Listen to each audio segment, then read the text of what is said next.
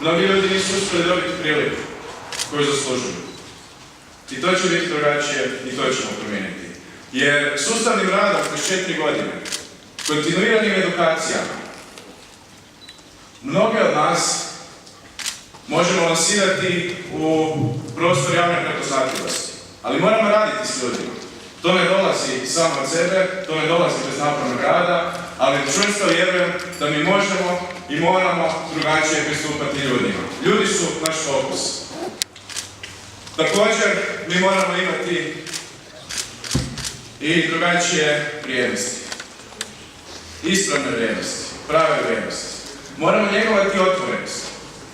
Otvorenost je iznimno bitna. Otvorenost prema novim ljudima. Otvorenost prema novim idejama. I moramo biti uključivi.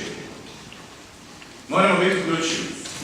Pogotovo prema onima koji razmišljaju drugačije od nas. Pogotovo prema našim kolegicama i kolegama koji nemaju isto mišljenje kao i mi. Tamo gdje svi imaju isto mišljenje, ne isplati se biti.